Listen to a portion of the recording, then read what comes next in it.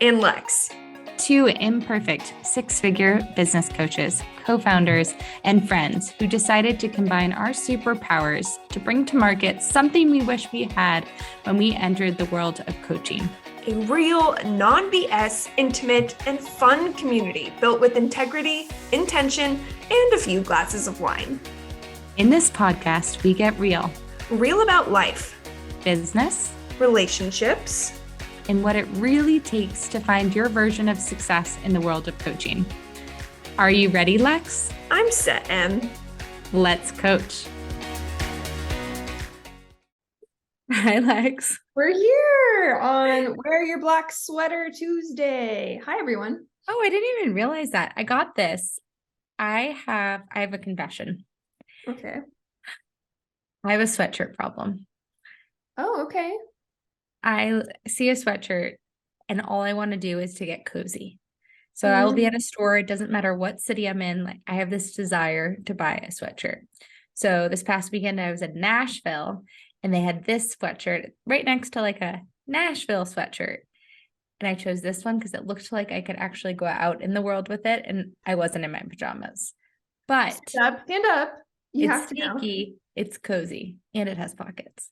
Do show. Oh. This is now officially a fashion podcast. There you go. There's the pockets in real time. I growing up in Portland, Oregon, feel like I had 5,000 sweatshirts, moved to California, and I'm like, I'm a Cali girl. I don't need all my winter clothes. And I literally purged back in 2014 everything. Still regret it to this day. I got rid of so many cute winter coats. I dove into Cali life hard. I got rid of tons of winter shoes. I literally this year went to the pumpkin patch in flip-flops because I realized I didn't have a pair of casual sneakers. I now do. I ordered some Keds because I'm cool. Or I'm a mom. I do love Keds. I love Keds and Converse and whatnot. I'll tell you a quick story, in that same vein. I really struggle with footwear. Winter footwear is a challenge. Mm-hmm. And living in New York City, I felt like I had to wear heels I always wore heels and dressed up. And I had these rag and bone booties that were probably like 3 inches that I would walk across the city in. I thought they were the most comfortable shoes. Put them on now and my feet is like, why are you doing this to me? And so when I was 25, I went on Birthright, which is a free trip to Israel. And I've heard of that. I didn't know that. I'm already learning something new. I didn't know you're learning something. This is how I met Jenna. This is how I met my best friend, Jenna. Yeah. I didn't meet a boy. I met Jenna. It was a hiking one. It was called Israel Outdoors. So we were going to be hiking most of the time. And I had to be really intentional in my packing. I think the suitcase I used was like a duffel bag because away bags didn't exist back then, or like small, cute carry-ons didn't exist. And so the 2 pairs of shoes that I brought that I thought in my brain were functional, I packed a pair of hiking boots. And then for my walkabout boots or shoes, I got, do you know what Vince Camuto is? Or have you heard of Vince Camuto? I've heard of it. I have. Okay. I'm excited that I have. My friend Carolyn used to work at Vince Camuto, so we got amazing discounts to Vince Camuto. And I had a pair of black patent leather flats with crystal rhinestones on the front. So I showed up in Israel wearing leggings and those, and then my other options were hiking boots. And to this day, my friend Jenna makes fun of me and knew that she wanted to be my friend because I had on this ridiculous outfit because I didn't have in between. I didn't own sneakers at that time. Like, sneakers weren't cool. They weren't in. It was like your fashion phase. The rag and bone booties or the rhinestones or hiking boots. So there's no point to that story, but no, there is. And watch me take that story, share a little story, and mold it into the perfect transition. Okay, so I lived out of a backpack when I lived abroad for 6 months, and I spent months preparing. I got all those like zipper freezer bags. Anyways, I brought 1 pair of black boots with me because I'm living out of a backpack, right? A hiker backpack. I think it broke maybe 1 or 2 months into my trip, that 1 pair of boots I had.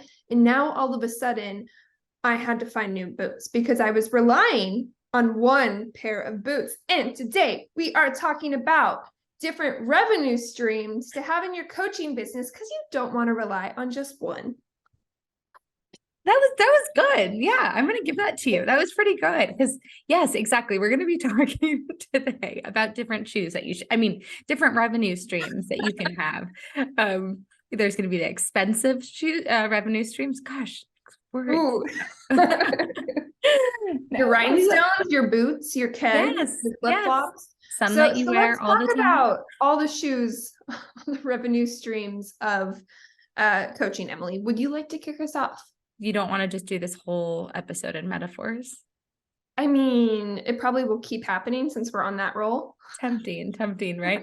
Okay, so we're going to talk about different revenue streams. And yes, I'm going to bring it back to shoes a lot of times. So I am. I'm sorry. You can stop listening now or watching if this is too much for you. But first and foremost, think about all of the millionaires and billionaires out in the world. Do you think that they have one revenue stream? Do you think that they survived recessions by having one stream of revenue to keep them going? No. Thank you for Lexie in the back for that answer. You're right. No, they had multiple revenue streams. They diversified their income. They diversified where they were putting their money. Similarly, maybe they were investing their money in houses or they were playing the stock market. Whatever it may be, they weren't just sleeping with their money under their mattress. And similarly, in entrepreneurship, it's really easy to think that you need just one revenue stream to get by. Put all of your proverbial eggs in one basket. But the reality is you can get to that number that you want to get to that much faster with multiple revenue streams. Yeah, and we want to dive into, if you have a coaching business, the revenue streams within the coaching business. So the obvious ones, right? There's a coaching program. However, I will say you can diversify your revenue streams with different programs. So that's one category we'll start with. So different programs. You can have one-on-one programs, group programs, short form programs, a 90-minute power hour to a 6-month retainer. So one way upfront you can diversify your coaching business is by diversifying your offer suite. But beyond a traditional coaching offering, what are some other things you can do? What other revenue streams and shoes can you add to your closet? Well, you can have affiliate marketing. So you could be someone that helps promote other people's programs. Someone who's incredible at doing that is Marie Forleo. So she's kind of like one of the OG coaches out in the world. And she's done, when she is launching her program because all of her ambassadors are posting about it. They're writing emails to their audience about it. Some other ways that you could do it similarly, or you could have a shop on your website. Wait. I'm going to pause. Go back to, because affiliate revenue is, let's dive into what that is and what that looks like a little bit more. So what Emily's talking about, when people go through Marie Forleo's programs and they have success or they like it, they can then turn around and sell the program at her next launch. And they're given a specific code. You can generate this code or this URL through a variety of platforms. Teachable is one. There's tons out there. And basically, let's say, for example, Emily and I decided to become affiliates for Marie Forleo. We can send out an email saying, hey, Marie Forleo, like, join her course. And if people click our link, right, which we can embed into just a plain old button and sign up, then we are given a commission of that sale, a small percentage. Sometimes it's a flat fee, or it can be, a 10% of a sale. That is essentially what an affiliate link is. You can also see this for platforms or softwares like QuickBooks has affiliate link programs, Flowdesk, tons and tons out there. Jenna Kutcher, if you guys are familiar with that name, huge piece of her revenue, and this is something she talks about in her podcast, is done through all the various affiliate links that she pushes out through her channel. So sorry to interrupt you. I just wanted to dive. No. I think that was a wonderful explanation of it. And I also want to let people know that they don't have to have one of the referral links set up if they're like, oh my gosh, I want to do this, or I want to be a part of one. You can also have it be a mutually discussed agreement. So it could be a mutual introduction. So for example, if someone gives us an introduction to Ready, Set, Coach, and they're like, oh, Susie would be great for Ready, Set, Coach program. Susie ends up signing up for Ready, Set, Coach. We will send a thank you referral bonus, It's basically. like a referral fee, a Referral fee. little different than the affiliate, but a more casual for smaller businesses. Yeah. And I have a whole line item, at least I know you do, Lex, too, of tracking all of those. And that brings me in multiple thousands of dollars every single year just by being generous, just by making strategic introductions to the right people who you'll also be rewarded for it. And it's a great way to, if you're that person looking for individuals, to capitalize on your already excited and warmed audience to do the searching for you. And to kind of give you guys an idea for coaching, I was approached recently for my PR agency by a marketing firm who wants to have a formal partnership where anyone I send them, I get a 10% recurring fee. Now, I actually don't know if I'm going to do it. That's a whole nother conversation, but I want to plant that seed as it refers to coaching. There could be a situation where, let's say you're a social media coach and you have a partnership with a email marketing coach, and you guys can, create a system that feels good to you where one refers the other. It can be a flat fee, it can be recurring. Good news, you get to make that up. But this whole concept of a partnership, from a traditional affiliate marketing revenue stream to a more informal referral to a formal partnership. Yeah, I think we'd be remiss not to share that with you all. And there's so many other revenue streams available out there. So Lex mentioned a few of them as well in terms of one-on-one group. VIP days is another popular offering too, where I know of someone who has a whole business where she just books about 4 VIP days a month, and that's half of her day, 4 times a month, charges a premium, charges $5,000, $6,000 for them, and that's her income. So she can volunteer and travel and do all of the other passion projects during those other times. I will say asterisk that Emily and I want to put out there so you guys don't mistake what we're saying. This isn't us giving you the advice to go create a offer suite of 5 different coaching offerings. Correct. Oh, I'm so glad you said that. I do want to say though, with that asterisk, double asterisk next to it, it is an opportunity to have some things that might not be listed on your website as a potential upsell or downsell for someone. So you might have someone that wants to work with you, and maybe the 4-month program isn't the right fit, but the one-off coaching is not the right fit. You might have some special offerings that you're not going to list, that you're not promoting. You're only promoting those 2 things that you can upsell or downsell to. So those are just some things to remember back burner. And if you want to explore that topic more, I'm going to plug our other episode on how to extend the life cycle of a coaching client. Now available on YouTube, Spotify, and Apple. Lex, how can people find out how to work with us? Super simple. Go to readysetcoachprogram.com, link in show notes. Oh my gosh, her voice. We got to hire her for voiceovers. Lex, what are some other revenue streams that you can think of? Okay, so we've talked about affiliate links and referral revenue. We've talked about just different service offerings within coaching. Let's talk about some different passive roble. Oh, I love passive robles. Wine. Passive roble, we call it passive income. And one of the ways that is very popular, something you can consider doing, is spinning up a online store. Now, for a coaching business, what can you offer in an online store? One example, templates. Okay. If you have templates you routinely use in your coaching practice, why not throw it up online? I have one on the THEPRBAR.com for pitch templates. I already have them made, right? Every once in a while, I passively get someone who purchases that, puts that in their cart. I want to make sure we also give a huge shout out to Pod Squad Academy. This is an RSC grad. Her name is Alexandria. She is incredible in every single way. Pod Squad Academy stands for Print on Demand. So Emily, do you want to explain to them a little bit more about that stream? Oh yes, I know so much about print on demand. Let me dive into it. Thank you. The concept, just at high level, or I just can't wait to explain this to you. No, I'm kidding.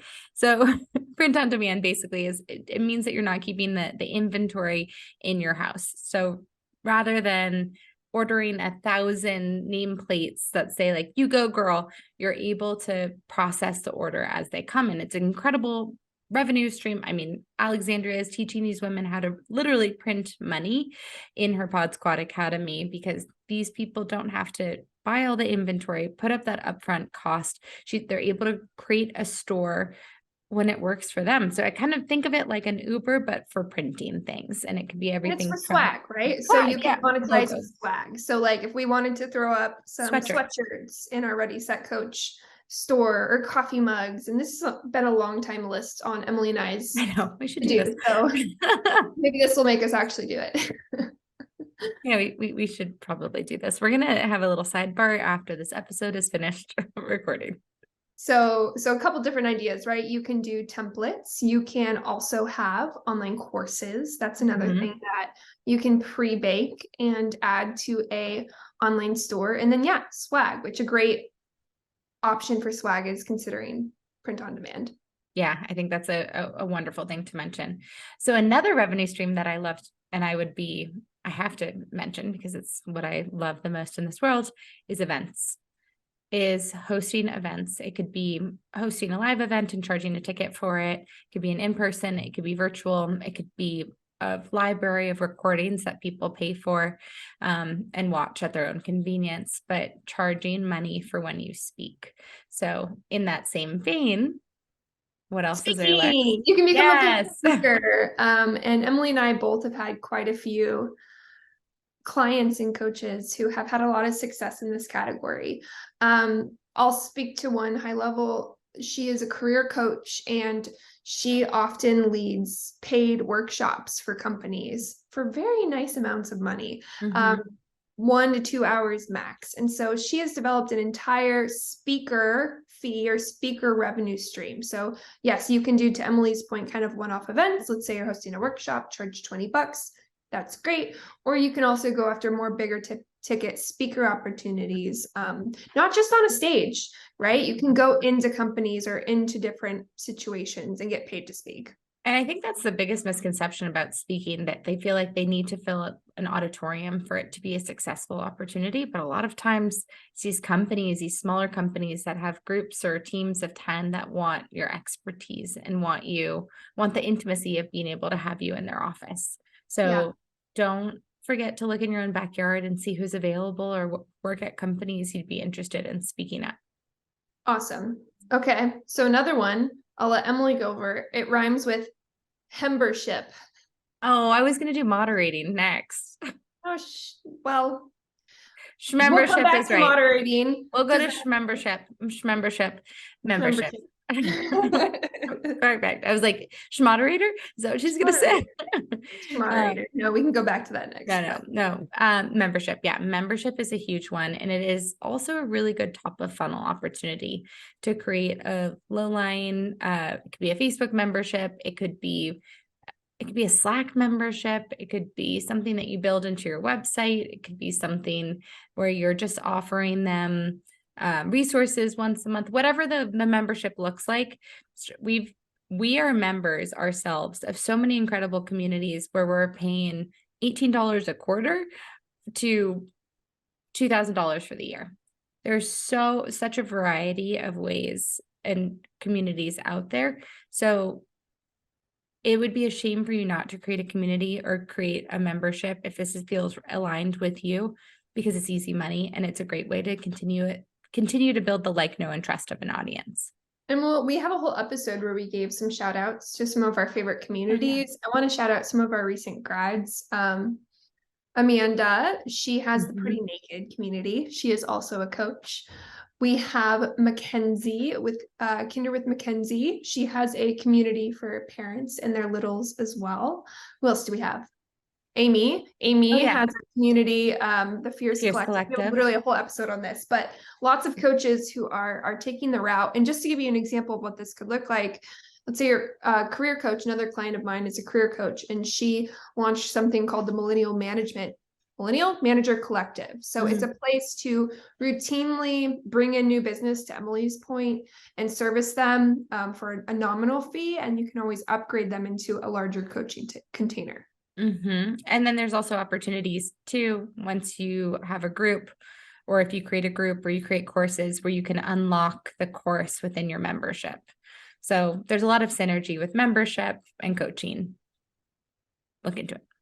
Okay, so what do you want to talk about that rhymes with schmoderator? Well, I was going to just say moderating. If you are an expert in something, if you're an expert coach and maybe you're not really keen on speaking and stages make you a little queasy, but you love asking questions because you're a coach and you're phenomenal at it. Moderating is another revenue stream where you can be hired to moderate a panel or a fireside chat, either for a business or for a larger conference. So that's a new revenue stream also to consider. Oh, I have one more, Lex. It rhymes with schmodcast. Is it podcast? No. No? No, I'm just kidding. Yeah, it is. Really? Podcast, that's a really good one. Yeah, you can launch a podcast. There's a few ways that this can bring in revenue. It can be as simple as generating leads, but you can literally monetize your podcast. You can monetize your podcast through ads, sponsorships, partnerships. You can monetize it through making swag print on demand for your podcast. There's a lot of really great ways. I want to give a shout out to Bright Sighted Media, which is our mutual friend Christine's company. She's actually now a podcast network, but she has tons of great information and a podcast that goes into all that world. Yeah, she's wonderful. I have actually one last one that I thought of. It's newsletters. You can monetize your newsletters. So similar to what we talked about earlier about affiliate links or referral partners, newsletters and also your Instagram or social media platforms is a great place. It's an easy lift to monetize. So I'll give an example. If a brand that feels mutually aligned with what you're selling, so say Flowdesk reaches out to you or you reach out to Flowdesk, most of the time you're going to have to reach out to said place initially. Be like, hey, I've got a really engaged audience of thousands of coaches who are starting their business. I would love to do a dedicated email for you. This is how much it would cost, and you can monetize it. So that's like an example of sponsorships and really leveraging your audience and monetizing your audience. On the newsletter, there literally is a platform now that allows you to monetize your newsletter. It's called Substack. I'll give a shout out to my other podcast just because I have a whole episode on Substack, Pitching and Sipping, if you want to dive into it. What? It's relevant. It is. I do. I know. I love it. Yeah. Substack is huge, and it's a way that is allowing people to offer easy to sign up paid subscriptions to newsletters. It's being really heavily utilized in the freelance journalism community, which brings me to the last one I wanted to bring up.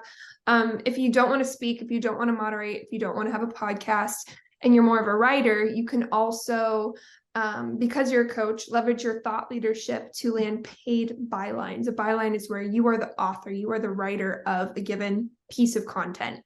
So content, writing, right? You don't just have to do video or audio or speaking. I mean, literally, guys, we've just thrown 1,000 ideas at you. The sky's the limit, right? And you can pick your poison based on you. What works best for you. Yes, thank you. You're welcome. Words are hard today, guys. It's a coffee. We need more coffee day. That's basically yeah, she's got the coffee. Mama needs more coffee. We got to just add that one in there. So in conclusion, as a coach, if you are starting your coaching business, some things to think about as you start it. Build your audience. That means if you're hosting events, keep track of those emails of the attendees, add them to your newsletter. Build those followers on Instagram, build those followers on LinkedIn, because your audience down the line is also going to be a key to your monetization. So homework time. What we want you guys to do is pick one new revenue stream from today's episode to just brainstorm, to look into, to dream a little. So if you're someone who already has a one-on-one coaching offering or a group program and the Pod Squad Academy perked your ears, that's your homework. Look into it. So don't feel like you need to all of a sudden gear up with 10 new things after this episode. Pick one to start, one to look into and explore. Yeah, and let us know how it goes. And like always, we'll see you the next time on the Ready, Set, Coach Coach podcast. Bye, y'all. If you're enjoying the Ready, Set, Coach podcast, please leave a review wherever you are listening. For more information about Ready, Set, Coach, visit readysetcoachprogram.com.